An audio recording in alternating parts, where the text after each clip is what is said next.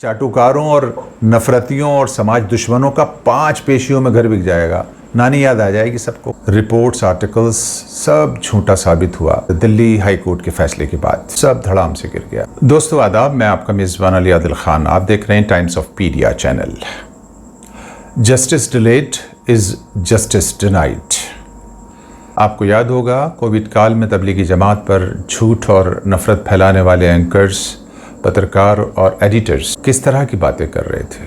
लेकिन सवाल ये है कि क्या वो अभी जिंदा हैं? हो सकता है अभी वो बचे हों, लेकिन अगर उनकी अंतरात्मा बची है तो क्या इस सच को भी बताएंगे कि तबलीगी जमात के खिलाफ लगाए गए सभी झूठ आरोप न्यायमूर्ति नीना बंसल ने भी रद्द कर दिए और सभी 70 जमाती मुकदमे से बरी कर दिए गए हैं। बॉम्बे अदालत पहले ही कह चुकी है कि प्रिंट और इलेक्ट्रॉनिक मीडिया ने तबलीगी जमात के दिल्ली मरकज में आए विदेशी मेहमानों के खिलाफ प्रोपेगेंडा चलाया था। और आज तबलीगी जमात पर कोविड फैलाने वाली तमाम खबरें, रिपोर्ट्स, आर्टिकल्स सब झूठा साबित हुआ। दिल्ली हाई कोर्ट के फैसले के बाद सब धड़ाम से गिर गया। अगर उन मीडिया संस्थानों के एडिटर्स और एंकर्स में तनिक भी मानवता और अपने फर्ज के प्रति वफादारी का जरा भी एहसास बचा है तो वो जरूर इसकी माफी मांगेंगे। हालांकि नफरत और झूठ के सौदागर मोहब्बत और सच के बाजार में एंट्री नहीं कर सकते, लेकिन तबलीगी जमात आज भी पूरी दुनिया में शिद्दत और अकीदत से अपना काम अंजाम दे रही है। नूरे हक शम्मा इलाही को बुझा सकता है कौन,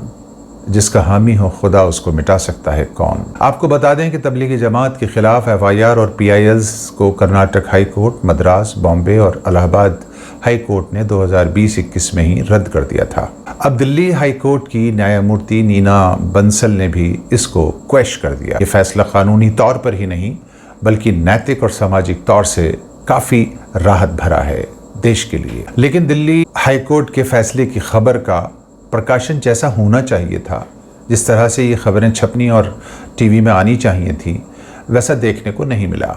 सिर्फ 4 या 5 अखबारों में 2-2 या 1-1 कॉलम की खबरें थीं और कुछ चैनल्स के ऊपर थोड़ा बहुत इस पर बात की गई थी। जिस नफरती मीडिया को आप ईश्वर का दूत मान बैठे हैं, दरअसल वो ऐसा भ्रमजाल है जो आपकी नस्लों को भी बर्बादी की तरफ ले जा रहा है। आप खुद ही देखें, मीडिया ट्रायल की वजह से हज़ारों बेगुनाह 5 साल, 10 साल और 20-20 और 21-21 साल बाद छूट कर आ रहे हैं, लेकिन तब तक उनमें ज़्यादातर का सब कुछ ख़त्म हो चुका होता है। केस की हकीकत को अदालत तक ले जाने में पुलिस की बड़ी भूमिका होती है। अक्सर केसेस में पुलिस की चार्जशीट हकीकत और सच्चाई से दूर होती है, जिसके नतीजे में परिवार सफ़र करते हैं, इंसाफ मिलने में विलंब होता है। तबलीगी जमात केस में मीडिया के झूठ और नफरत और पुलिस की गलत रिपोर्टिंग की वजह से 5 साल तक अदालतों का वक्त बर्बाद किया गया। सांप्रदायिक माहौल को बिगाड़ा गया, नफरत फैलाई गई, सैकड़ों लोगों के साथ मारपीट की गई और जान से मार देने की घटनाएं आपके सामने आती रहीं। भारी माली नुकसान देश का हुआ, लोगों का हुआ। तो ऐसे में तबलीग जमात के खिलाफ झूठ फैलाने और परसेप्शन तैयार करने वालों के खिलाफ भी कार्रवाई होनी ही चाहिए। आपका क्या विचार है? भोंपू मीडिया ने नफरती ब्रिगेड तैयार कर दी है, जो अब आमतौर से सड़कों पर भी हंगामा मचा रही है, जिससे आम जन खौफजदा है, भयभीत है, डरा हुआ है। आए दिन आप सड़कों पर देख रहे हैं। दिल्ली हाई कोर्ट ने कहा कि लॉकडाउन की घोषणा से पहले तबलीगी मरकज निजामुद्दीन की इमारत में दाखिल हो चुके थे। अदालत ने कहा कि तबलीगी जमातियों के कोविड संक्रमित होने के सबूत पुलिस 5 बरसों में भी पेश नहीं कर सकी। इस बात का भी कोई सबूत नहीं है कि उन्होंने किसी आदेश का उल्लंघन किया हो या कोविड फैलाने जैसा कुछ किया हो। दिल्ली हाई कोर्ट से पहले बॉम्बे हाई कोर्ट भी कह चुका है, दिल्ली निजामुद्दीन मरकज के कार्यक्रम में विदेशी नागरिकों के खिलाफ प्रिंट और इलेक्ट्रॉनिक मीडिया में बड़ा प्रोपेगेंडा चलाया गया था। असल में अपराधों के लगातार बढ़ने की वजह है अपराधियों का सियासी संरक्षण और पुलिस का राजनीतिकरण। कई ईमानदार पुलिस अधिकारी राजनीतिक दबाव के कारण न्याय संगत रिपोर्टिंग नहीं कर पाते। पुलिस अधिकारियों के साथ भी सामाजिक और पारिवारिक बंधन होते हैं, जिनके चलते उनको भी समझौता करना पड़ता है। दूसरी वजह है पुलिस और अदालती कामों में बढ़ता भ्रष्टाचार, जिसके आए दिन समाचार आप सुनते ही रहते हैं। अब सवाल ये है, क्या वे सभी मीडिया और पुलिसकर्मी तथा राजनेता जिन्होंने कोरोना जिहाद, कोरोना बॉम्ब जैसे बेतुके और नफरती जुमलों का इस्तेमाल करके तबलीगी जमात को बदनाम किया था उनके खिलाफ कानूनी कार्रवाई की जाएगी? क्या उन पर डिफेमेशन और मानहानि के मुकदमा चलाए जाएंगे? ये देखना अभी बाकी है। हैरत की बात यह है कि दुनिया के 200 देशों में फैली 20 करोड़ से ज्यादा जिसके फॉलोअर्स हैं, ऐसी तबलीगी जमात ने इस झूठ के खिलाफ ना तो कोई धरना किया, न प्रदर्शन, और न ही नफरतियों और अमन के दुश्मनों के खिलाफ कोई FIR तक नहीं कराई। सोचो, जिन देशों के जमातियों के खिलाफ यहाँ झूठी FIRs कराई गई थी और PIS डाली गई थी, जिसके नतीजे में हमारे देश के मेहमानों को महीनों जेल में रहना पड़ा था। अगर आज उन सब नफरती मीडिया संस्थानों, राजनेताओं और पत्रकारों के खिलाफ विक्टिम्स यानी ये जो पीड़ित लोग थे अपने अपने देशों में डिफेमेशन, मानहानि और मेंटल हरासमेंट की धाराओं के साथ PIL कर दें, उनके खिलाफ FIR डाल दें, तो इन चाटुकारों और नफरतियों और समाज दुश्मनों का 5 पेशियों में घर बिक जाएगा। नानी याद आ जाएगी सबको। लेकिन हमको मालूम है तबलीगी जमात मुआफ़ी, मोहब्बत, मानवता, दरगुजर और इकराम के उसूलों पर अमल करने वाली जमात है। वो ऐसा नहीं करेगी और हम भी उनसे दरख्वास्त करेंगे कि इन सब नफरतियों को इस बार भी माफ़ी दे दी जाए और देश की अदलिया का शुक्रिया अदा किया जाना चाहिए। भले देर से सही, लेकिन कोर्ट ने सच का साथ दिया। लेकिन सवाल ये है कि क्या ये नफरती चैनल्स और समाज दुश्मन नेता आइंदा किसी झूठी खबर या प्रोपेगेंडा चलाने से तौबा करेंगे या नफरत और झूठ के आसरे अपनी ज़िंदगी तमाम करते रहेंगे? वतन से मोहब्बत में अमन पसंदों की खामोशी को उनकी कमज़ोरी नहीं समझना चाहिए। बकौल शायर के मोहब्बत में अगर गर्दन उतरवा ली तो कहते हैं ज़रा सी और नीचे से उतर जाती तो अच्छा था। ये कोई बात हुई भला? 80% जनता टीवी और अखबार की खबर को आखिरी हरफ समझती है और अपनी अकल का, विवेक का इस्तेमाल नहीं करती। इसलिए खबर के बाद माहौल तुरंत गर्मा जाता है। तबलीगी जमात के संबंध में ऑल्ट न्यूज़ ने सैकड़ों फर्जी वीडियोस का पर्दाफाश किया था। मीडिया स्कैनर की रिपोर्ट में खुलासा किया गया था कि टीवी पर तबलीगी जमात के खिलाफ बनाए गए माहौल से 28 बड़ी घटनाएं हुई हैं। 28 बड़ी घटनाएं। फैक्ट चेक रिपोर्ट में बताया गया था कि खाने में थूकने और संक्रमण फैलाने के फर्जी वीडियोस फेक साबित हुए। 7 अगस्त 2020 के द हिंदू ग्रुप के बिजनेस लाइन अखबार में सौंदर्य अय्यर और शोभल चक्रवर्ती की जॉइंट रिपोर्ट छपी थी।